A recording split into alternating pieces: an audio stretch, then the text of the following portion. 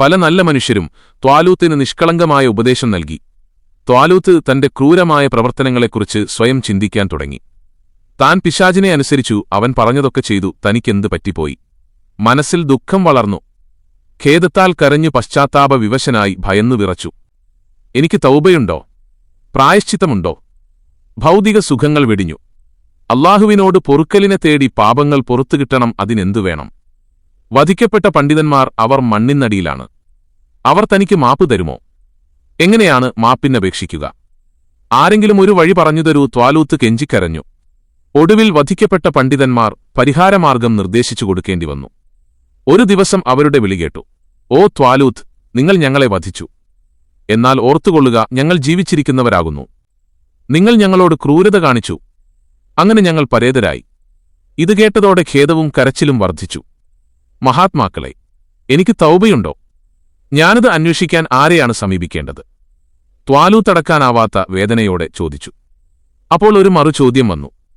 ഏതെങ്കിലും പണ്ഡിതനെ നിങ്ങൾ ബാക്കി വെച്ചിട്ടുണ്ടോ? എന്തൊരു ഹൃദയഭേദകമായ ചോദ്യം! ഒരു പണ്ഡിത വനിത ബാക്കിയുണ്ട്. വിലായത്തിന്റെ പദവിയുള്ള വനിതാരത്നം. അവർ തനിക്ക് മാർഗം കാണിച്ചു തരും, വെളിച്ചം തരും, മനസ്സിലെ ഇരുട്ടകറ്റിത്തരും. ത്വാലൂത്ത് പണ്ഡിത വനിതയുടെ വീട്ടിലെത്തി വേദന നിറഞ്ഞ കഥ പറഞ്ഞു. രാപ്പകലുകൾ ഇബാദത്തുമായി കഴിയുന്ന വനിതയാണ്. അമ്പിയാക്കളോടും ഔലിയാക്കളോടുമായി ആത്മബന്ധമുള്ള വിശുദ്ധ വനിത. മൂസാനബിയുടെ പിൻഗാമിയായിരുന്ന യൂഷഹ് നബിയുടെ ഖബറിനടുത്തേക്ക് പോവാം. താങ്കൾക്ക് തൗബ ലഭിക്കാൻ എന്താണ് വഴിയെന്ന് ചോദിക്കാം. അവർ യൂഷഹ് നബിയുടെ ഖബറിനരികിലെത്തി ദുആ നടത്തി. യൂഷഹ് നബിക്ക് സലാം ചൊല്ലി യൂഷഹ് ഉണർന്നു. എന്നിട്ടൊരു ചോദ്യം, എന്താ ഖിയാമം നാളായോ? പണ്ഡിത വനിത ഇങ്ങനെ മറുപടി നൽകി, ഖിയാമം നാളായിട്ടില്ല, ത്വാലൂത്ത് നിങ്ങളെ കാണാൻ വന്നതാണ്. അദ്ദേഹത്തിന് തൗബയുണ്ടോ? ഉണ്ട്, തൗബയുണ്ട്. ഇസ്ലാമിന്റെ ശത്രുക്കൾക്കെതിരെ നടക്കുന്ന ധർമ്മയുദ്ധത്തിൽ പങ്കെടുക്കട്ടെ, വീരരക്തസാക്ഷിയാവട്ടെ. ത്വാലൂത്തിന് സമാധാനമായി. ശാന്തമായ മനസ്സോടെ യൂഷഹ് നബിക്ക് സലാം ചൊല്ലി മടങ്ങി. രാജ്യാധികാരം ഇനി വേണ്ട, രാജ്യഭാരം ദാവൂദിനു വേണ്ടി വിട്ടൊഴിഞ്ഞു. ഇസ്ലാമിന്റെ ശത്രുക്കളുമായി നടക്കുന്ന യുദ്ധം, അതിൽ പങ്കെടുക്കാൻ പോവുകയാണ് അദ്ദേഹം. ഒറ്റക്കല്ല കൊട്ടാരത്തിൽ നിന്നിറങ്ങിയത്. അദ്ദേഹത്തിന്റെ 13 പുത്രന്മാരും കൂടെ ഇറങ്ങി പടച്ചട്ടയണിഞ്ഞു. ആയുധമെടുത്തു തൗബ തേടിയുള്ള യുദ്ധം, പ്രായശ്ചിത്തം, അങ്ങനെയൊരു ചിന്ത മാത്രം. മനസ്സിൽ വീരരക്തസാക്ഷിയാവുക, അതിനുവേണ്ടിയുള്ള ധീരപോരാട്ടം. ആ പോരാട്ടത്തിൽ 70 ശത്രുക്കൾ വധിക്കപ്പെട്ടു. ശത്രുക്കളയച്ച ഒരമ്പ് ത്വാലൂത്തിന്റെ നെഞ്ചിൽ തുളച്ചുകയറി. രക്തം വാർന്നൊഴുകി. എന്നിട്ടും പൊരുതി തളർന്നു വീണു. പശ്ചാത്താപവിവശനായ ത്വാലൂത്ത് രാജാവ് പോർക്കളത്തിൽ വീരരക്തസാക്ഷിയായി. ത്വാലൂത്തിന്റെ മരണത്തിനുശേഷം രാജ്യം മുഴുവൻ ദാവൂദ് നബിയുടെ കീഴിൽ വന്നു. രാജ്യത്തിന്റെ അതിരുകൾ വികസിച്ചു. അല്ലാഹു സവിശേഷമായ അനുഗ്രഹങ്ങളാണ് ദാവൂദ് നബിക്ക് നൽകിയത്. മനുഷ്യരും ജിന്നുകളും പക്ഷികളും മൃഗങ്ങളും മരങ്ങളും പർവ്വതങ്ങളും ദാവൂദ് നബിക്ക് കീഴൊതുങ്ങി. എന്തൊരുത്ഭുതം! ദാവൂദ് നബിക്ക് അല്ലാഹു ഇറക്കിക്കൊടുത്ത വേദഗ്രന്ഥമാണ് സബൂർ. സബൂർ എന്ന വാക്കിന് ഗ്രന്ഥം, ഏട് എന്നൊക്കെയാണർത്ഥം. സങ്കീർത്തനങ്ങൾ എന്ന് പറയപ്പെടുന്നുണ്ട്. ദാവൂദ് നബിയുടെ വേദഗ്രന്ഥ പാരായണം വളരെ പ്രസിദ്ധമായിരുന്നു. പർവ്വതങ്ങളും പറവകളും മനുഷ്യരും ആസ്വദിക്കും. അതിൽ അലിഞ്ഞുചേരും വല്ലാത്ത ആകർഷണമുള്ള പാരായണം. സബൂർ പാരായണം ദാവൂദ് നബിക്ക് അല്ലാഹു ലഘൂകരിച്ചു കൊടുത്തു. ചുരുങ്ങിയ സമയം കൊണ്ട് ഓതിത്തീർക്കും. ദിവസത്തിൽ അനേക തവണ ഓതും. സബൂർ നൽകിയത് ദാവൂദ് നബിന്റെ ശ്രേഷ്ഠതയായി വിശുദ്ധ ഖുർആൻ പറയുന്നുണ്ട്. മൂസാ നബിയുടെ തൗറാത്തിലും അതിനു പുറമെ ദാവൂദ് നബിയുടെ സബൂരിലും രേഖപ്പെടുത്തപ്പെട്ടിട്ടുണ്ട്. എന്താണ് രേഖപ്പെടുത്തിയത്? ഭൂമിയെ എന്റെ സദ്വൃത്തരായ അടിയാന്മാർ അനന്തരാവകാശമെടുക്കുന്നതാണ്. ധിക്കാരികൾ ഭൂമിയെ അടക്കി വാഴും. ഒരു നിശ്ചിത കാലത്തേക്ക് മാത്രം. പിന്നീടവരെ അല്ലാഹു നശിപ്പിക്കും. സദ്വൃത്തരെ അനന്തരാവകാശികളാക്കും. അനന്തരാവകാശം എന്നതിന് സ്വർഗ്ഗത്തിലെ താമസം എന്നാണ് അർത്ഥമെന്ന് ചിലർ പറഞ്ഞിട്ടുണ്ട്. സ്വർഗ്ഗഭൂമി എന്നൊരു പ്രയോഗമുണ്ട്. സജ്ജനങ്ങൾ സ്വർഗ്ഗത്തിൽ പ്രവേശിച്ച ശേഷം ഇപ്രകാരം പറയും: നമ്മോടുള്ള വാഗ്ദാനം സത്യമാക്കി നിറവേറ്റിത്തന്ന അല്ലാഹുവിനാകുന്നു സർവസ്തുതിയും. സ്വർഗ്ഗത്തിൽ നിന്ന് നാം ഉദ്ദേശിക്കുന്നിടത്ത് നമുക്ക് താമസിക്കാവുന്ന വിധത്തിൽ ഈ സ്വർഗ്ഗഭൂമിയെ അവൻ നമുക്ക് അനന്തരമാക്കിത്തരികയും ചെയ്തിരിക്കുന്നു. സ്വർഗ്ഗം സജ്ജനങ്ങളുടെ അനന്തരാവകാശമാകുന്നുവെന്ന സത്യമാണ് സബൂർ പ്രഖ്യാപിക്കുന്നത്. ദാവൂദ് നബി സബൂർ പാരായണം ചെയ്യുന്നത് കേൾക്കാൻ ഇസ്രായേലിയർ കാത്തിരിക്കും. പാരായണ ശബ്ദം അവരുടെ മനസ്സിലേക്കിറങ്ങിച്ചെല്ലും. ആശയങ്ങൾ മനസ്സിൽ ശക്തമായ ചലനങ്ങളുണ്ടാക്കും. അന്തരീക്ഷമാകെ ഭക്തി നിർഭരമായിത്തീരും. ശ്രോതാക്കളിൽ ചിലർ മയങ്ങി വീണുപോകും. സ്വബോധം കുറെ നേരത്തേക്ക് കാണില്ല. നദിക്കരയിൽ വെച്ചാണ് പാരായണം ചെയ്യുന്നതെങ്കിൽ ഒഴുകുന്ന ജലം നിശ്ചലമായി പോകും. പക്ഷികൾ പറന്നുവന്ന് സമീപത്തിരിക്കും. എല്ലാത്തരം പക്ഷികളും പറന്നെത്തും. പറവകളുടെ സമ്മേളനമായി മാറും. അവയും നബിയുടെ പാരായണത്തിൽ ലയിച്ചുചേരും. മൃഗങ്ങളും വന്നുകൂടും. മൃഗങ്ങളുടെ സംഗമം അവ നിശബ്ദമായി സബൂർ പാരായണം കേൾക്കും. വൃക്ഷങ്ങൾ ശ്രവിച്ചു കേൾക്കും. കാറ്റിൽ വെച്ചാണ് പാരായണം ചെയ്യുന്നതെങ്കിൽ വന്യമൃഗങ്ങൾ വന്നുചേരും. ദാവൂദ് നബി 70 വിധത്തിൽ സബൂർ പാരായണം ചെയ്തിരുന്നുവെന്ന് പറയപ്പെട്ടിട്ടുണ്ട്.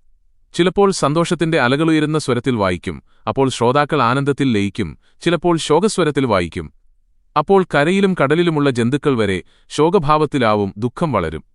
ഒരു യാത്രാവേളയിൽ രാത്രിയിൽ നബിതങ്ങൾ സ്വഹാബിവര്യനായ അബൂമൂസ എന്നവരുടെ ഖുർആൻ പാരായണം കേൾക്കാനിടയായി. വളരെ ആകർഷകമായ രംഗം. പിറ്റേ ദിവസം നബിതങ്ങൾ അദ്ദേഹത്തോട് പറഞ്ഞു, അബൂമൂസ, നിങ്ങൾക്ക് ദാവൂദിന്റെ ശബ്ദങ്ങളിൽ നിന്നൊന്ന് കിട്ടിയിട്ടുണ്ട്. നിങ്ങളുടെ ശബ്ദം ശ്രവണമധുരമാണ്. അത് ലഭിച്ചാൽ അല്ലാഹുവിനെ സ്തുതിക്കണം, നന്ദി പ്രകാശിപ്പിക്കണം. പ്രഭാതത്തിലും സായഹ്നത്തിലും പർവ്വതങ്ങളും പറവകളും ദാവൂദ് നബിയോടൊപ്പം അല്ലാഹുവിനെ വാഴ്ത്തുകയായിരുന്നു. സുന്ദരമായ ശബ്ദം ആരെയും ആകർഷിക്കും. സുന്ദര ശബ്ദത്തിൽ ഗാനാലാപനം നടത്തുമ്പോൾ വമ്പിച്ച സദസ്സുകൾ ഇളകിമറിയുന്നു. ശബ്ദസാന്ദ്രതത്തിന്റെ മനുഷ്യമനസ്സുകളിലെ സ്വാധീനം അപാരം തന്നെ. ദാവൂദ് നബി ഭൂമിയിൽ അല്ലാഹുവിന്റെ പ്രതിനിധിയാകുന്നു. അതായത് ഖലീഫ, പ്രവാചകനും ഭരണാധികാരിയുമായ ആ ഖലീഫ എങ്ങനെയൊക്കെ പ്രവർത്തിക്കണമെന്ന് അല്ലാഹു വിവരിച്ചുകൊടുത്തു. സൂറത്തു സ്വാദിൽ അല്ലാഹു നൽകുന്ന നിർദ്ദേശങ്ങൾ കാണാം. അതിൽ ഇപ്രകാരം പറയുന്നു, ദാവൂദ്, നിശ്ചയമായും ഭൂമിയിൽ നിന്നെ ഞാനൊരു പ്രതിനിധിയാക്കിയിരിക്കുന്നു. അതുകൊണ്ട് നീ മനുഷ്യർക്കിടയിൽ ന്യായപ്രകാരം വിധി നടത്തുക, ഇച്ഛയെ പിൻപറ്റുകയും ചെയ്യരുത്. കാരണം അത് അല്ലാഹുവിന്റെ മാർഗ്ഗത്തിൽ നിന്ന് നിന്നെ വ്യതിചലിപ്പിക്കുന്നതാണ്. നിശ്ചയമായും അല്ലാഹുവിന്റെ മാർഗ്ഗത്തിൽ നിന്ന് വ്യതിചലിക്കുന്നവർ, അവർ ന്യായവിചാരണ ദിവസത്തെ വിസ്മരിക്കുന്നത് നിമിത്തം അവർക്ക് കഠിന ശിക്ഷയുണ്ടാവും. എക്കാലത്തെയും ഭരണാധികാരികളും ന്യായാധിപന്മാരും നേതാക്കന്മാരും പിൻപറ്റേണ്ട നിർദ്ദേശങ്ങളാണ് ഈ വചനത്തിലുള്ളത്. മനുഷ്യർക്കിടയിൽ ന്യായപ്രകാരം വിധി നടത്തുക എന്നതാണ് ഒന്നാമത്തെ നിർദ്ദേശം. ഏത് വിധിയും ന്യായത്തിന്റെ അടിസ്ഥാനത്തിലായിരിക്കണം.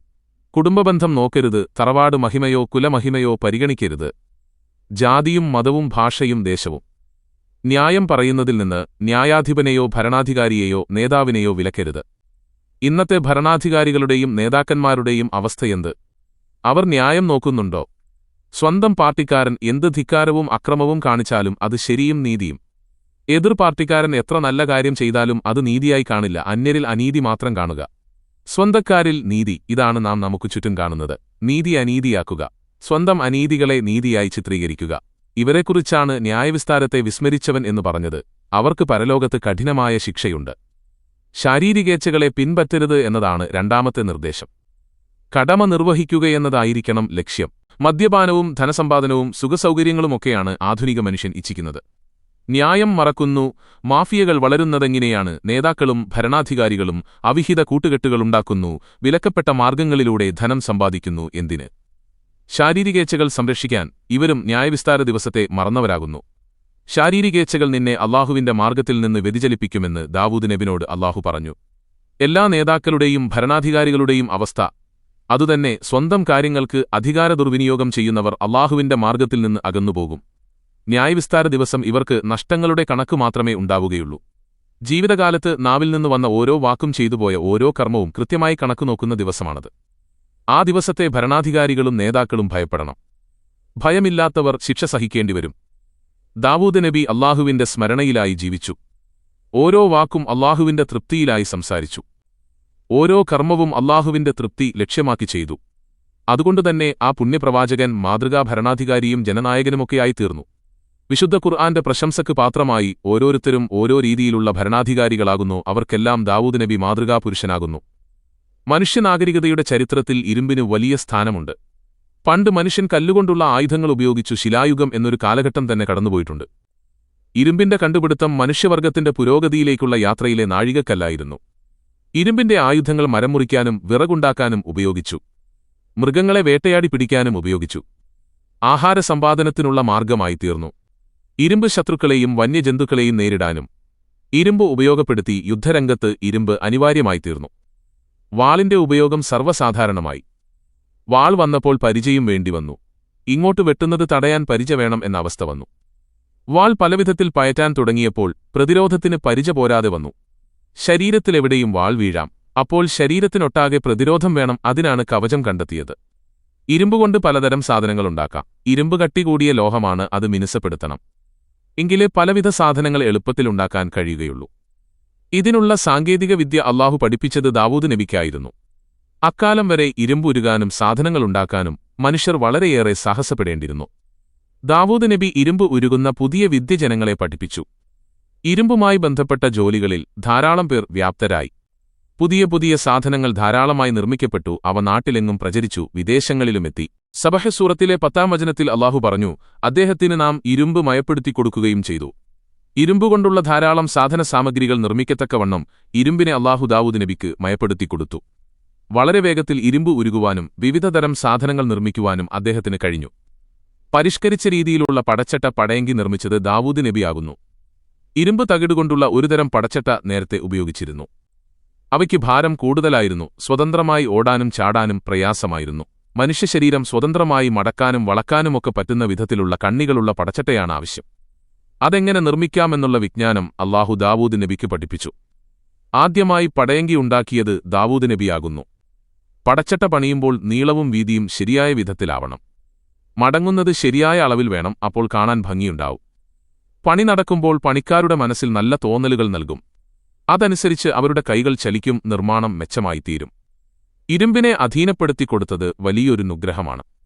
അനുഗ്രഹത്തിന് നന്ദി ചെയ്യണം. എങ്ങനെയാണ് നന്ദി പ്രകടനം? ധാരാളം സൽക്കർമ്മങ്ങൾ ചെയ്യുക, അവ വർദ്ധിപ്പിക്കുക. ഒരു സൽക്കർമ്മവും അല്ലാഹു കാണാതെ പോവില്ല, എല്ലാം അവൻ കണ്ടറിയുക തന്നെ ചെയ്യും. മനുഷ്യർക്ക് അല്ലാഹു നിരന്തരം അനുഗ്രഹങ്ങൾ നൽകിക്കൊണ്ടിരിക്കുന്നു. മനുഷ്യർ കൃതജ്ഞത കാണിക്കുന്നുണ്ടോ എന്ന ചോദ്യം അവർക്ക് മുമ്പിൽ എപ്പോഴുമുണ്ട്. ദാവൂദ് നബി തന്റെ കർമ്മങ്ങൾക്ക് നല്ല ചിട്ട പാലിച്ചിരുന്നു. പരിപാടികൾ മുൻകൂട്ടി ആവിഷ്കരിക്കും. പരാതികൾ കേൾക്കാനും കേസുകൾ വിധി പറയാനും ഒരു ദിവസം മാറ്റിവെച്ചു. ഭാര്യമാരെ കാണാൻ ഒരു ദിവസം. മലമുകളിലും മൈതാനിയിലും സമുദ്രതീരത്തും പോയിരുന്ന് സ്തുതിഗീതങ്ങൾ പാടാൻ ഒരു ദിവസം. വീട്ടിലിരുന്ന് പ്രത്യേക ആരാധനകൾക്ക് ഒരു ദിവസം. ആരാധനകൾക്കു വേണ്ടി മാറ്റിവെക്കപ്പെട്ട ഒരു ദിവസം ഒരു സംഭവമുണ്ടായി. ദാവൂദ് നബി ആരാധനാലയത്തിൽ പ്രവേശിച്ചു. വാതിലിൽ പാറാവുകാരൻ കാവൽ നിന്നു. ഇനിയാർക്കും പ്രവേശനമില്ല. ആരു വന്നാലും തടയും. നബിയുടെ മിഹ്റാബിൽ രണ്ടാളുകൾ വന്നു. ദാവൂദ് നബി പെട്ടെന്ന് പരിഭ്രമിച്ചു. കാവൽക്കാരെ ധിക്കരിച്ചു. ഇവരെങ്ങനെ അകത്ത് കിടന്നു? ആഗതരിൽ ഒരാൾ ഇങ്ങനെ പറഞ്ഞു, ഞാനൊരു പരാതിക്കാരനാണ്. ഇയാൾക്കെതിരെയാണ് പരാതി. എനിക്കൊരു ആട് മാത്രമേയുള്ളൂ, ഇയാൾക്ക് 99 ആടുകളുണ്ട്. എന്റെ ആടിനെ ഇയാൾ ചോദിക്കുന്നു. എന്റെ ആടിനെ കൂടി കൊടുത്താൽ ഞാൻ ആടില്ലാത്തവനായി പോകും. ഇയാൾ 100 ആടിന്റെ ഉടമസ്ഥനാവുകയും ചെയ്യും. ഇയാളുടെ ചോദ്യം അക്രമമല്ലേ? 100 തികയ്ക്കാനാണ് ആടിനെ ആവശ്യപ്പെട്ടത്. ദാവൂദ് നബി പറഞ്ഞു, അത് മര്യാദകേട് തന്നെ. താങ്കൾക്കെതിരെ തന്നെ വിധി പറഞ്ഞല്ലോ. വിധി കേട്ടപ്പോൾ ആഗതർ അങ്ങനെ പ്രതികരിച്ചു. എന്നിട്ടവർ പെട്ടെന്ന് അപ്രത്യക്ഷരായി വന്നത് മലക്കുകളായിരുന്നു. അവരുടെ പ്രതികരണം നബിയെ ചിന്താകുലനാക്കി. ചിന്ത ദുഃഖമായി മാറി. ദുഃഖം കൂടിക്കൂടി വന്നു. ജനങ്ങളിലേക്കിറങ്ങാൻ കഴിയുന്നില്ല. താൻ തനിക്കെതിരെ വിധിച്ചിരിക്കുന്നു. ഇത് വല്ലാത്ത വിധി തന്നെ. ഈ സംഭവം ഖുർആനിൽ പറഞ്ഞിട്ടുണ്ട്. വിശദീകരണമില്ല. നബിയും വിധിയും തമ്മിലെന്ത് ബന്ധം? അക്കാലത്ത് ദാവൂദ് നബിക്ക് 99 ഭാര്യമാരുണ്ടായിരുന്നു. ഒരു ഭാര്യ കൂടി വേണമെന്ന് തോന്നി. നേരത്തെ ഊരിയ എന്ന ആളുടെ ഭാര്യയായിരുന്ന ഒരു സ്ത്രീ പിന്നീട് ദാവൂദ് നബിയുടെ ഭാര്യയായിത്തീർന്നു. അപ്പോൾ ഭാര്യമാരുടെ എണ്ണം 100. ഇവിടെ വന്നുപോയത് മലക്കുകളാണ്. ആടുകൾ എന്ന് പറഞ്ഞത് സ്ത്രീകളാണ്. ഇത് കടുത്ത പരീക്ഷണം തന്നെ. അസഹ്യമായ വേദന. സുജൂദിൽ വീണു ഉറക്കമില്ല, സമാധാനമില്ല. 40 ദിവസങ്ങൾ ഈ നിലയിൽ കടന്നുപോയി. പശ്ചാത്താപം പാരമ്യതയിലെത്തി. അല്ലാഹു സംതൃപ്തനായി. ദാവൂദ് നബിക്ക് സന്ദേശം ലഭിച്ചു. പശ്ചാത്താപം സ്വീകരിക്കപ്പെട്ടു. വലിയ സന്തോഷം തന്നെ പിന്നാലെ മറ്റൊരു സന്തോഷം കൂടി വന്നു. ആ ഭാര്യ ഗർഭിണിയായി ഒരാൺകുഞ്ഞിനെ പ്രസവിച്ചു. ആ കുഞ്ഞാണ് ലോകചക്രവർത്തി സുലൈമാൻ നബി അലൈഹിസ്സലാം. റുകൂഇലും സുജൂദിലുമായുള്ള ദാവൂദ് നബിയുടെ 40 നാളുകൾ കടുത്ത പശ്ചാത്താപത്തിന്റേതായിരുന്നു. അല്ലാഹു പശ്ചാത്താപം സ്വീകരിച്ചു. അല്ലാഹു അദ്ദേഹത്തെ തന്നിലേക്കടുപ്പിച്ചു. നിശ്ചയമായും ദാവൂദിന് നമ്മുടെ അടുക്കൽ ഉന്നത സ്ഥാനമുണ്ടെന്ന് പ്രഖ്യാപിക്കപ്പെട്ടിരിക്കുന്നു. മടക്കസ്ഥലം പരലോകമാകുന്നു. ദാവൂദ് നബിയുടെ പരലോക ജീവിതം സമുന്നതമാകുന്നു. ദാവൂദ് നബിയുടെ കാലത്ത് ഇസ്രായേല്യരുടെ എണ്ണം വളരെ വർദ്ധിച്ചു. അവർ നബിയുടെ കൽപ്പനകൾ അനുസരിച്ചു ജീവിക്കുകയും ചെയ്തു. സാമൂഹിക വിരുദ്ധന്മാർ അക്കാലത്തുണ്ടായിരുന്നു. പക്ഷെ സമൂഹത്തിൽ കുഴപ്പങ്ങളുണ്ടാക്കാൻ അവർ ഭയന്നു. ഏത് തെറ്റ് ചെയ്താലും കണ്ടുപിടിക്കപ്പെടും, നല്ല ശിക്ഷയും ലഭിക്കും. മനസ്സ് ശുദ്ധിയിലല്ലാത്തവർ ഭയന്നു ജീവിച്ചു. മുഅ്മിനീങ്ങൾക്ക് ധാരാളം പരീക്ഷണങ്ങൾ നേരിടേണ്ടിവരും. അവയെല്ലാം ക്ഷമയോടെ നേരിടണം. ദാവൂദ് നബിക്ക് നേരിടേണ്ടി വന്ന പരീക്ഷണമാണ് നാം ഇവിടെ കണ്ടത്. കഠിനമായ പശ്ചാത്താപമാണ് നടത്തിയത്. ആ പശ്ചാത്താപത്തെ അല്ലാഹു പ്രശംസിച്ചു. സാധാരണക്കാരായ നമുക്ക് എന്തുമാത്രം അബദ്ധങ്ങൾ സംഭവിക്കുന്നു. തെറ്റാണെന്ന ബോധ്യത്തോടെ തന്നെ എത്ര തെറ്റുകളാണ് നിത്യവും ചെയ്യുന്നത്. തെറ്റുകൾക്കുമേൽ തെറ്റുകൾ നമുക്ക് പശ്ചാത്താപിക്കാൻ തോന്നുന്നുണ്ടോ? പശ്ചാത്താപിക്കാത്തവർക്ക് പാപമോചനമുണ്ടോ?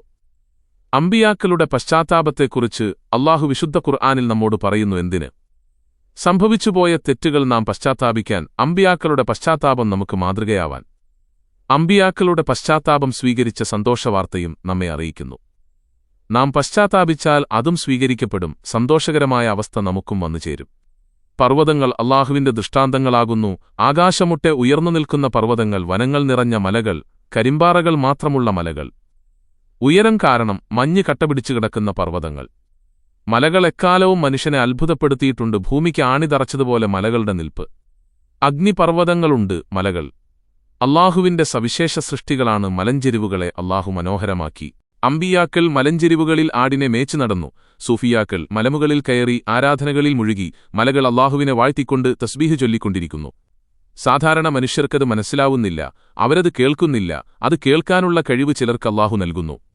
അത്തരം ഒരാളായിരുന്നു ദാവൂദ് നബി. മലകളുടെ തസ്ബീഹ് അദ്ദേഹം കേട്ടിരുന്നു. അദ്ദേഹം മലകൾക്ക് മുകളിൽ കയറിപ്പോവും. അവിടെയിരുന്ന് തസ്ബീഹ് ചൊല്ലും. നല്ല ഈണത്തിൽ ആ രംഗം ഒന്ന് സങ്കൽപ്പിച്ചു നോക്കൂ. ദാവൂദ് നബി മലമുകളിലിരുന്ന് പൂർണ്ണമായ മനസ്സാന്നിധ്യത്തോടെ തസ്ബീഹ് ചൊല്ലുന്നു. മലകൾ പ്രവാചകനോടൊപ്പം തസ്ബീഹ് ചൊല്ലുന്നു. പറവകൾ മനുഷ്യമനസ്സിൽ ആഹ്ലാദം പടർത്തുന്ന ജീവികൾ. വിവിധതരം പക്ഷികൾ, അവയുടെ രൂപങ്ങളിൽ വൈവിധ്യം, വർണ്ണങ്ങളിലും വൈവിധ്യം, ശബ്ദത്തിലും വൈവിധ്യം. അവയുടെ ചലനങ്ങൾ നമ്മെ സന്തോഷിപ്പിക്കുന്നു. കളകള ശബ്ദം നമ്മെ ആനന്ദിപ്പിക്കുന്നു. മനുഷ്യൻ പക്ഷികളെ സ്നേഹിക്കുന്നു. പക്ഷികൾ അല്ലാഹുവിനെ വാഴ്ത്തുന്നു, തസ്ബീഹ് ചൊല്ലുന്നു. ദാവൂദ് നബി അത് കേൾക്കുന്നു, മനസ്സിലാക്കുന്നു. പക്ഷികളുടെ ഭാഷ മനസ്സിലാക്കാനുള്ള കഴിവ് അല്ലാഹു ദാവൂദ് നബിക്ക് നൽകിയിരുന്നു. എന്തൊരു അനുഗ്രഹം! അല്ലാഹു നൽകിയ പ്രത്യേകമായ അനുഗ്രഹങ്ങളെക്കുറിച്ച് ദാവൂദ് നബി എപ്പോഴും ചിന്തിക്കുമായിരുന്നു. പ്രത്യേകമായ അനുഗ്രഹങ്ങൾക്ക് പ്രത്യേകമായ നന്ദി രേഖപ്പെടുത്തേണ്ടതുണ്ട്. ആരാധനകൾ വർദ്ധിപ്പിക്കണം.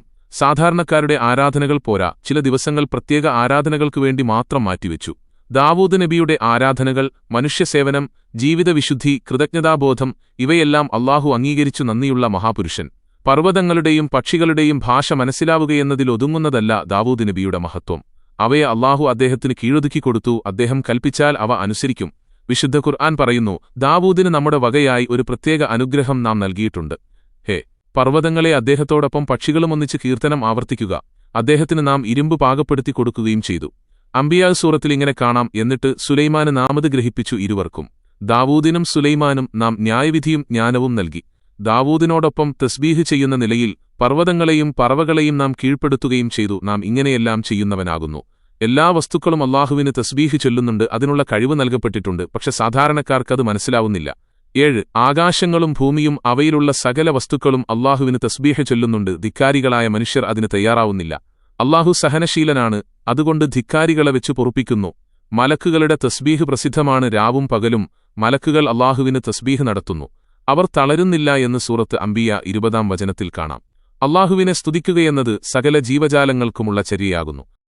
ആകാശഭൂമികളിലുള്ള സകല ജീവികളും അല്ലാഹുവിന് സുജൂദ് ചെയ്യുന്നു. മനുഷ്യരുടെ സുജൂദിനെ നാം കാണുന്നു. മറ്റു ജീവികളുടേത് കാണാനും മനസ്സിലാക്കാനും കഴിയുന്നില്ല. അവർ തങ്ങളുടെ മീതെ അധികാരശക്തിയുള്ള തങ്ങളുടെ റബ്ബിനെ ഭയപ്പെടുന്നു. തങ്ങളോട് കൽപ്പിക്കപ്പെടുന്നതെല്ലാം ധിക്കാരിയായ മനുഷ്യൻ കൽപ്പിക്കപ്പെടുന്നത് നിർവഹിക്കുന്നില്ല. അവൻ ശപിക്കപ്പെട്ടവനായി മാറുന്നു. മറ്റു ജീവികൾ അല്ലാഹു കൽപ്പിച്ചതെല്ലാം അനുസരിക്കുന്നു. സ്രഷ്ടാവിന്റെ അനുഗ്രഹം നേടുന്നു. മനുഷ്യർക്ക് അല്ലാഹു നൽകുന്ന അതിമഹത്തായ അനുഗ്രഹമാണ് ബുദ്ധി. ജന്മസിദ്ധമായി തന്നെ അത് ലഭിക്കുന്നു. ചിലർക്ക് നല്ല ബുദ്ധിശക്തി കാണും. ചിലർ മിതബുദ്ധികളായിരിക്കും. മറ്റു ചിലർ മന്ദബുദ്ധികൾ. വിദ്യ നേടുകയും ധാരാളം അനുഭവസമ്പത്തുണ്ടാവുകയും ചെയ്യുമ്പോൾ ബുദ്ധി വികസിക്കുന്നു. മികച്ച ബുദ്ധിശക്തിയുടെ 2 ഉദാഹരണങ്ങൾ നമ്മുടെ മുമ്പിലുണ്ട്.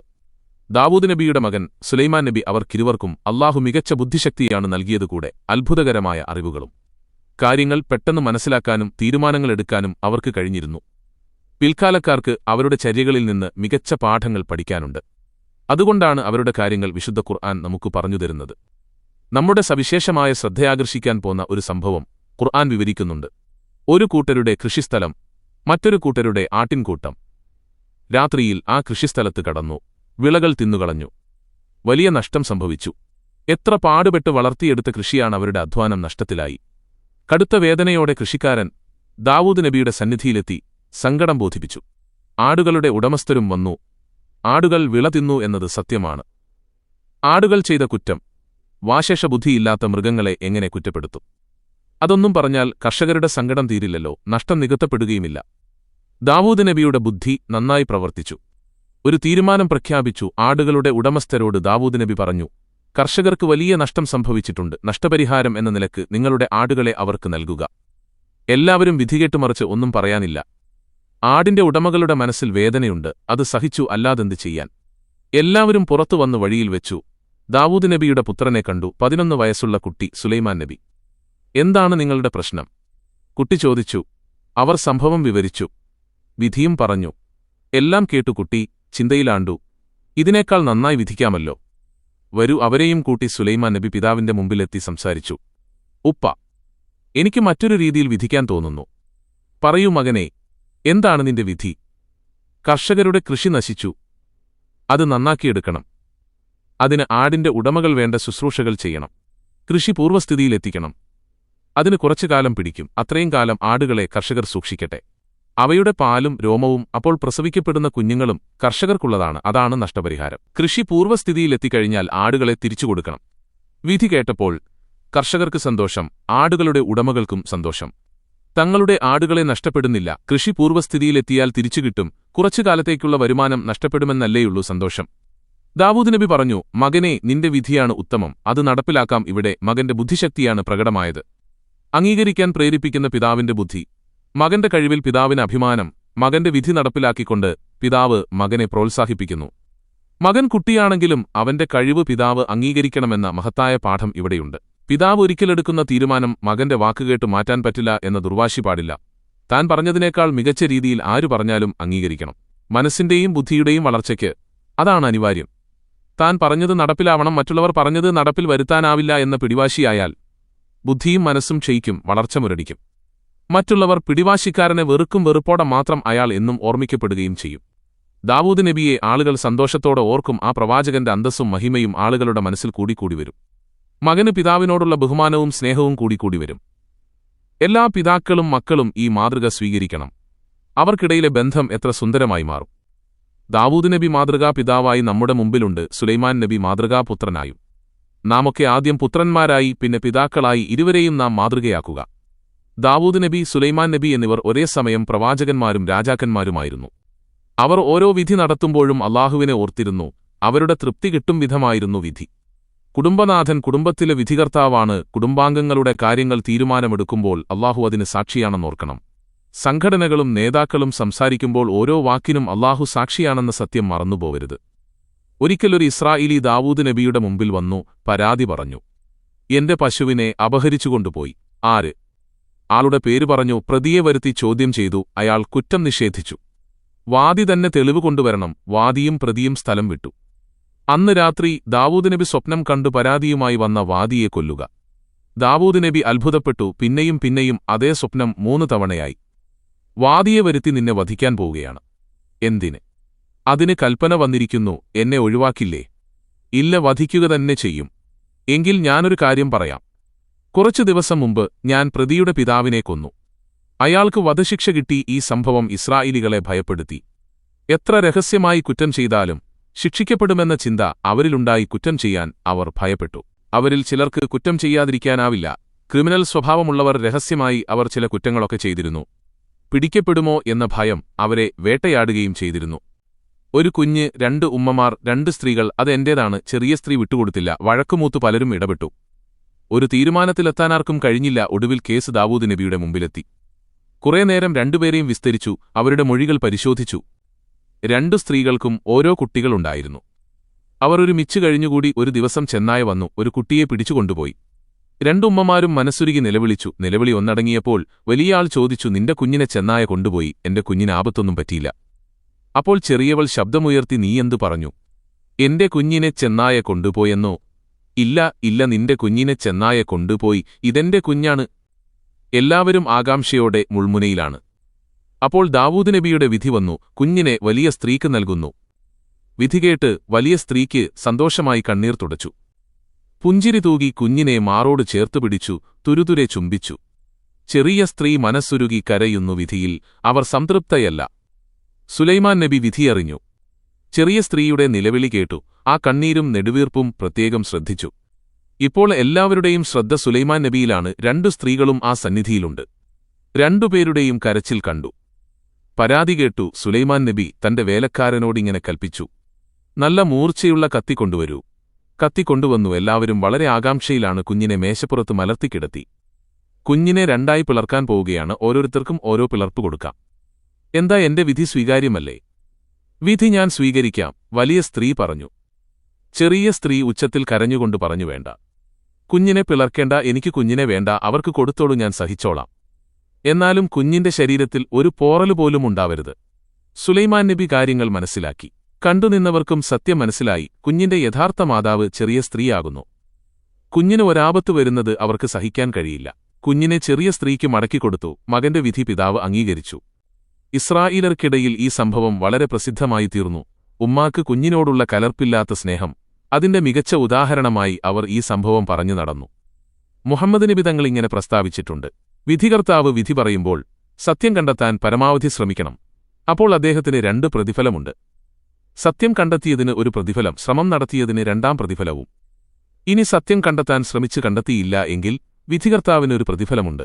ശ്രമിച്ചതിനുള്ള പ്രതിഫലം സത്യത്തോടൊപ്പം നിൽക്കണമെന്നും എപ്പോഴും പേരും പദവിയും പണവും നഷ്ടപ്പെട്ടാലും നിൽപ്പ് സത്യത്തോടൊപ്പം മാത്രം. മുഹമ്മദ് നബി തങ്ങൾ ഇസ്ലാം മത പ്രചരണം നടത്തിക്കൊണ്ടിരിക്കുന്ന കാലം ശത്രുക്കളുടെ ഉപദ്രവം വർദ്ധിച്ചിരിക്കുന്നു. പ്രവാചകനും അനുയായികളും വളരെയേറെ ബുദ്ധിമുട്ടുകൾ അനുഭവിച്ചുകൊണ്ടിരിക്കുന്നു. അല്ലാഹു അവരോട് ക്ഷമിക്കുവാൻ ഉപദേശിക്കുന്നു, ദാവൂദ് നബിയെ ഓർക്കുവാനും ആവശ്യപ്പെടുന്നു. നബിതങ്ങൾ പലപ്പോഴും ദാവൂദ് നബിയെ ഓർക്കാറുണ്ടായിരുന്നു, പ്രശംസിച്ച് സംസാരിക്കാറുണ്ടായിരുന്നു. വിശുദ്ധ ഖുർആൻ വചനം തന്നെ പ്രശംസയാകുന്നു. 1ാമത്തെ പ്രശംസ നമ്മുടെ അടിയൻ എന്നുള്ളതാകുന്നു. അല്ലാഹുവിന്റെ കൽപ്പനകളനുസരിച്ചു ജനങ്ങളെ സത്യമാർഗത്തിലേക്ക് ക്ഷണിച്ചു. നീതിയോടെ ഭരണം നടത്തി. ശരീരത്തിന്റെ കരുത്ത് നല്ല കാര്യങ്ങൾക്കായി പ്രയോഗിച്ചു. അങ്ങനെ അല്ലാഹുവിന്റെ ഇഷ്ടദാസനായി തീർന്നു. 2ാമത്തെ പ്രശംസ കരുത്തുറ്റവൻ എന്നാകുന്നു. പലതരം കഴിവുകളുണ്ടായിരുന്നു: ശരീരശേഷി, ആയുധപ്രയോഗം, ഭരണനൈപുണ്യം, സൈനിക ശക്തി, സാധനസാമഗ്രികളുടെ ശേഖരം, ലോകപ്രശസ്തി. അങ്ങനെ എല്ലാ രംഗത്തും ഒന്നാമനായിരുന്നു. വണക്കവും വിനയമുള്ളവനും എന്നതാണ് 3ാമത്തെ പ്രശംസ. അല്ലാഹുവിന്റെ സൃഷ്ടികളെ സ്നേഹിച്ചു, ആദരിച്ചു. അല്ലാഹുവിനോടുള്ള ഭക്തി മനസ്സിൽ നിറഞ്ഞുനിന്നു. നബിതങ്ങളിങ്ങനെ പ്രസ്താവിച്ചിട്ടുണ്ട്: നിസ്കാരത്തിൽ വെച്ച് അല്ലാഹുവിന് ഏറ്റവും ഇഷ്ടപ്പെട്ടത് ദാവൂദ് നബിയുടെ നിസ്കാരമാകുന്നു. നോമ്പുകളിൽ വെച്ച് അല്ലാഹുവിന് ഏറ്റവും ഇഷ്ടപ്പെട്ടത് ദാവൂദ് നബിയുടെ നോമ്പാകുന്നു. അദ്ദേഹം രാത്രി പകുതി സമയം ഉറങ്ങും. 1/3 ഭാഗം എഴുന്നേറ്റിരുന്നു നിസ്കരിക്കും. വീണ്ടും 1/6 ഭാഗം ഉറങ്ങും. ഒരു ദിവസം നോമ്പ് പിടിക്കും, ഒരു ദിവസം നോമ്പ് വിടും. വളരെ വണക്കമുള്ള ആളായിരുന്നു. ശത്രുക്കളുമായി ഏറ്റുമുട്ടിയാൽ പിന്മാറില്ല. മറ്റൊരിക്കൽ നബിതങ്ങൾ പറഞ്ഞു: ദാവൂദ് നബി സ്വന്തം കൈകൊണ്ട് അധ്വാനിച്ചു നേടിയതിൽ നിന്നല്ലാതെ ഭക്ഷണം കഴിച്ചിട്ടില്ല. ഒരിക്കൽ നബിതങ്ങൾ പറഞ്ഞു: മനുഷ്യരുടെ കൂട്ടത്തിൽ വലിയ ഇബാദത്തുകാരനായിരുന്നു ദാവൂദ് നബി. വിവിധ തരക്കാരായ നിരവധി പേരുമായി ഓരോ ദിവസവും അഭിമുഖ സംഭാഷണം നടത്തേണ്ടിവരും. സംസാര വിഷയത്തിൽ ഉചിതമായ തീരുമാനം തക്ക സമയത്ത് എടുക്കുവാനുള്ള ദൈവഭയം അല്ലാഹു അദ്ദേഹത്തിന് നൽകിയിരുന്നു. തർക്കങ്ങളുമായി വരുന്നവർക്ക് നീതിയോടെ വിധി കിട്ടണം. ഇരുകൂട്ടരെയും വിസ്തരിക്കണം. തെറ്റ് സംഭവിച്ചത് ആർക്കാണെന്ന് കൃത്യമായി മനസ്സിലാക്കണം. ഇരുകൂട്ടരെയും സത്യം ബോധ്യപ്പെടുത്തി വിധി പ്രഖ്യാപിക്കണം. ആരോടും ഒരളവോളവും അനീതി കാണിക്കാൻ പാടില്ല. ഇതിനെല്ലാമുള്ള ദൈവഭയം അല്ലാഹു നൽകിയിരുന്നു. ഇവയൊക്കെ നബിതങ്ങൾക്ക് അല്ലാഹു അറിയിച്ചുകൊടുത്തു. അനുഗ്രഹങ്ങൾ എടുത്തു പറയുന്നു: ദാവൂദ് നബിയുടെയും മകൻ സുലൈമാൻ നബിയുടെയും സംസാരം കൃതജ്ഞതാനിർഭരമായിരുന്നു. അല്ലാഹു തങ്ങൾക്ക് ചെയ്തു തന്ന മഹത്തായ അനുഗ്രഹങ്ങളെക്കുറിച്ച് അവർ എപ്പോഴും ഓർക്കും, സംസാരിക്കും. അവരുടെ കൃതജ്ഞതാബോധത്തെ അല്ലാഹു ഖുർആനിൽ പ്രശംസിച്ചു പറഞ്ഞിട്ടുണ്ട്. ശക്തരായ ഭരണാധികാരികളും പ്രതാപശാലികളായ പ്രവാചകന്മാരായിരുന്നു ആ പിതാവും പുത്രനും. മുമ്പുള്ളവർക്ക് കഴിയാത്ത മികച്ച പടയങ്കി നിർമ്മാണം ദാവൂദ് നബി ലോകത്തെ പഠിപ്പിച്ചു. ഇരുമ്പുകൊണ്ടുള്ള വിവിധ സാമഗ്രികളുണ്ടാക്കാൻ പഠിപ്പിച്ചു. പക്ഷികളുടെയും മൃഗങ്ങളുടെയും സംസാരം പഠിപ്പിച്ചുകൊടുത്തു. പർവ്വതങ്ങളുടെ തസ്ബീഹ് പഠിപ്പിച്ചു. അങ്ങനെ എന്തെല്ലാം വിജ്ഞാനങ്ങളാണ് അവർക്ക് നൽകപ്പെട്ടത്. തങ്ങൾക്ക് ലഭിച്ച അനുഗ്രഹങ്ങൾ അവർ മറച്ചുവെച്ചില്ല. അനുഗ്രഹങ്ങൾ ജനങ്ങളോട് വിളിച്ചു പറയുകയാണ് ചെയ്തത്. പിതാവായ ദാവൂദ് നബിയിൽ നിന്ന് സുലൈമാൻ നബി പ്രവാചകത്വവും രാജാധികാരവും അനന്തരമെടുത്തു. പിതാവിന് ലഭിച്ച അനുഗ്രഹങ്ങൾ പുത്രനും ലഭിച്ചു. തങ്ങൾക്ക് ലഭിച്ച അനുഗ്രഹങ്ങൾ ജനങ്ങളോട് തുറന്നു പറയുക വഴി അവർ അല്ലാഹുവിനോടുള്ള നന്ദി പ്രകടിപ്പിക്കുകയാണ് ചെയ്തത്. ദാവൂദ് നബിക്ക് അധികാരവും ശക്തിയുമുണ്ടായിരുന്നതുകൊണ്ട് ഇസ്രായേലർ അടങ്ങിയൊതുങ്ങി നിന്നുവെന്നേയുള്ളൂ. തക്കം കിട്ടിയാൽ ധിക്കാരം കാണിക്കും. നന്മ കൽപ്പിക്കുക, തിന്മ നിരോധിക്കുക, ഇതാണ് സത്യവിശ്വാസിയുടെ ലക്ഷണം. ഇക്കാര്യത്തിൽ ഇസ്രായേല്യർക്ക് വലിയ വീഴ്ച പറ്റിയിട്ടുണ്ട്. തെറ്റ് ചെയ്യുന്നവനെ തടയില്ല. ചിലർ ഉപദേശിക്കും. ഉപദേശം സ്വീകരിച്ചില്ലെങ്കിലും സൗഹൃദം തുടരും. വെറുപ്പ് കാണിക്കില്ല. ഒരു തെറ്റ് ഒരു ദിവസം ചെയ്യും, അടുത്ത ദിവസം തെറ്റ് വർദ്ധിക്കും. തെറ്റുകാരുടെ കൂട്ടുകാർ വർദ്ധിക്കും. അവർ അക്രമാസക്തരാവും. ഇക്കാരണത്താൽ ദാവൂദ് നബി അവരെ ശപിച്ചിട്ടുണ്ട്. പിൽക്കാലത്ത് ഈസാ നബിയും ശപിച്ചിട്ടുണ്ട്. ഇസ്രായേലി സമൂഹത്തിൽ വന്ന അവസാനത്തെ പ്രവാചകനായിരുന്നു ഈസാ അലൈഹിസ്സലാം. ഒരു കൂട്ടർ ചെയ്യുന്ന തെറ്റ് മറ്റൊരു കൂട്ടർ തടയുന്നില്ല. അക്കൂട്ടർ ചെയ്യുന്നത് ഇവരും തടയുന്നില്ല. തെറ്റുകുറ്റങ്ങൾ ചെയ്യുന്നതിൽ പരസ്പര സഹകരണം. 2 പ്രവാചകന്മാർ അവരെ ശപിക്കാനുള്ള കാരണം അതാകുന്നു. മറ്റുള്ളവരെ തെറ്റുകളിൽ നിന്ന് പിന്തിരിപ്പിക്കണം. അധികാരവും ശക്തിയുമുള്ളവർ അതുപയോഗിച്ചു തടയണം. അതിന് കഴിയാത്തവർ വാക്കുകൊണ്ട് തടയണം. അവരുമായുള്ള ബന്ധം ഉപേക്ഷിക്കണം. സത്യവിശ്വാസികൾ സഹോദരന്മാരാണവർ. പരസ്പരം സഹകരിക്കണം. സത്യവിശ്വാസി തന്റെ കൈകാര്യകർത്താക്കളായി വിശ്വസിക്കാത്തവരെ നിയോഗിക്കരുത്. സത്യവിശ്വാസിയുടെ സംസ്കാരവും വിശ്വാസവും കാലക്രമേണ നശിച്ചുപോവാൻ ഇത് ഇടവരുത്തും. ഇസ്രായേല്യർക്കിതാണ് സംഭവിച്ചത്. വിശ്വസിച്ചവരും വിശ്വസിക്കാത്തവരും ഇടകലർന്നു. വിശ്വാസവും സംസ്കാരവും മലിനമാകും വിധം അവർ കൂടിക്കലർന്നു. അവർ പാപം ചെയ്തു കുറ്റക്കാരായി, ശിക്ഷാർഹരായി, നരകത്തിന്റെ അവകാശികളായി. ഇസ്രായേലുകാർ ഈ സ്വഭാവം തലമുറകളിലൂടെ നിലനിർത്തുകയാണ് ചെയ്തത്. അന്ത്യപ്രവാചകനായ മുഹമ്മദ് മുസ്തഫ നിബിതങ്ങളുടെ കാലത്തും അവർ പല കുതന്ത്രങ്ങളും പ്രയോഗിച്ചുകൊണ്ടിരുന്നു. നിബിതങ്ങൾ ഒരിക്കൽ സ്വഹാബികളോട് ഇങ്ങനെ പറഞ്ഞു: ഇസ്രായേല്യരിൽ ആദ്യം വീഴ്ച വന്നത് ഇങ്ങനെയായിരുന്നു. ഒരാൾ തെറ്റ് ചെയ്യുന്നത് കാണുമ്പോൾ മറ്റൊരാൾ പറയുന്നു, ഇത് തെറ്റാണ്, ചെയ്യരുത്. പിറ്റേ ദിവസം അയാൾ അതേ തെറ്റ് ചെയ്യുന്നു. ഉപദേശിച്ചയാൾ അയാളോടൊപ്പം തിന്നുകയും കുടിക്കുകയും സഹവസിക്കുകയും ചെയ്യുന്നു. ഒരു പ്രയാസവുമില്ലാതെ അങ്ങനെ ചെയ്യുവാൻ തുടങ്ങിയപ്പോൾ അല്ലാഹു അവരുടെ ഹൃദയങ്ങളെ തമ്മിൽ തല്ലിച്ചു. അവർ ഭിന്നിച്ചു. എന്നിട്ട് നബിതങ്ങൾ ഈ ഖുർആൻ വചനങ്ങളോതി. തുടർന്നിങ്ങനെ പറഞ്ഞു: അല്ലാഹുവാണേ സത്യം, നിങ്ങൾ സദാചാരം കൊണ്ട് കൽപ്പിക്കുകയും ദുരാചാരം വിരോധിക്കുകയും വേണം. നിങ്ങൾ അക്രമിയുടെ കൈക്ക് പിടിക്കുകയും വേണം. അവനെ യഥാർത്ഥത്തിലൂടെ നടത്തുകയും വേണം. ഇതാണ് ഒരു സത്യവിശ്വാസിയുടെ കടമ. ഇതിൽ നിന്ന് പിന്മാറിയാൽ അല്ലാഹുവിന്റെ കോപത്തിനിരയായിത്തീരും. എല്ലാ നബിമാരുടെയും ഔലിയാക്കളുടെയും ഹഖ് ജാഹ് ബർക്കത്തുകൊണ്ട് നമ്മുടെ എല്ലാവരുടെയും തെറ്റുകുറ്റങ്ങൾ അല്ലാഹു സുബ്ഹാനഹു വ തആല പൊറുത്തു മാപ്പാക്കിത്തരട്ടെ. ആമീൻ യാ റബ്ബൽ ആലമീൻ. വീഡിയോ ഇഷ്ടമായെങ്കിൽ ലൈക്ക് ചെയ്യാനും ഷെയർ ചെയ്യാനും മറക്കരുത്. നിങ്ങളുടെ വിലയേറിയ അഭിപ്രായങ്ങൾ രേഖപ്പെടുത്തുക. ചാനൽ സബ്സ്ക്രൈബ് ചെയ്യാനും പുതിയ വീഡിയോകളുടെ നോട്ടിഫിക്കേഷനായി ബെല്ലൈക്കൺ അമർത്താനും മറക്കരുത്.